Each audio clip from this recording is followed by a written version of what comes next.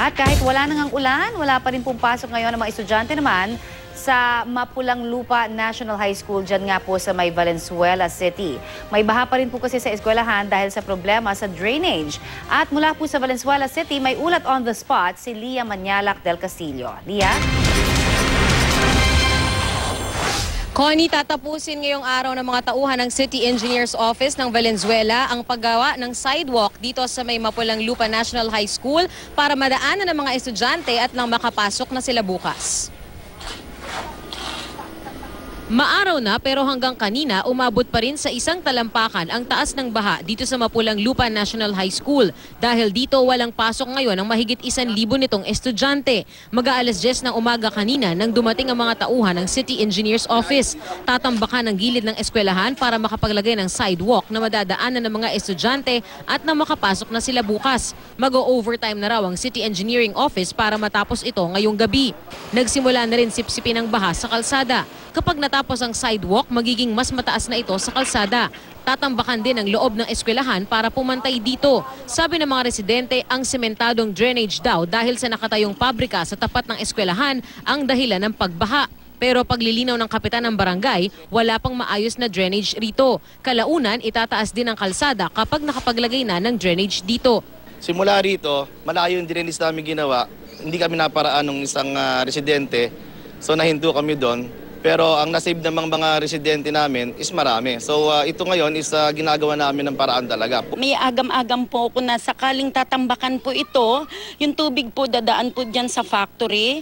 Din yung tubig ng factory, siya naman po yung dumadaloy sa amin po doon na binabaha din po kami. Para makadaan ng ilang estudyante, binuksan din kahapon ang gilid na bahagi ng eskwelahan. Nasira po kasi yung pump, hindi kaya yung volume ng tubig.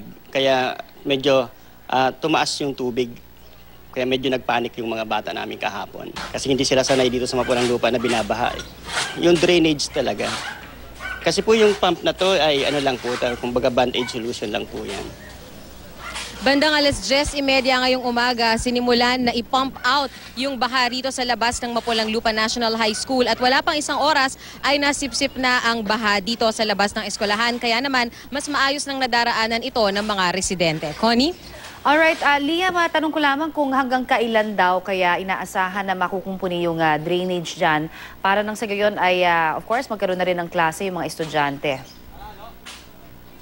Connie, ang priority nila ay magawa muna yung sidewalk dito sa labas ng eskwelahan para may madaanan na mas maayos yung mga estudyante. Sunod niya na inaayos nila yung pump na inalagay nila sa loob ng eskwelahan para kung sakaling umulan ay mayroong sisip-sip ng baha. At susunod naman dyan, itataas nila yung harapang bahagi ng eskwelahan na binahanga kahapon para pumantay yan dun sa ginagawa nilang sidewalk. At pagkatapos pa lamang yan, Connie, masisimulan yung drainage system para dito sa Barangay Mapulang Lupa. Aabutin pa raw yan ng ilang buwan, Connie. Pero in the meantime, Lia, dahil kahapon lamang talaga naman na nagdeklara dahil sa bagyong Egay, ibig sabihin dumadaan na dyan yung mga bata ng ganyan yung sitwasyon?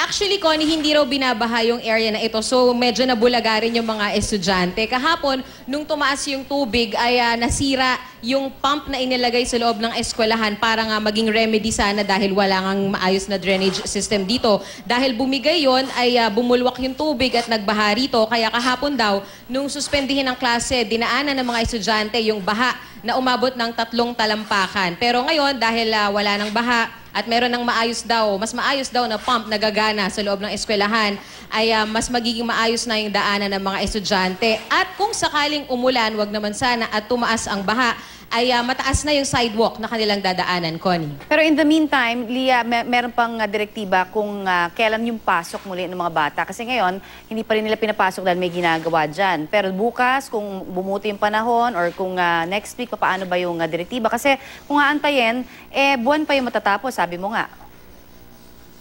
Tama, Connie. Ang pinaka-priority ngayon matapos yung sidewalk ngayong araw na ito. At kapag natapos yan, ay posible raw na magdeklara na ng pasok bukas. Pero as of now, wala pang official na advice ang pamahalaang lokal ng Valenzuela. Connie. Alright, maraming salamat, Lia Manyalac del Castillo.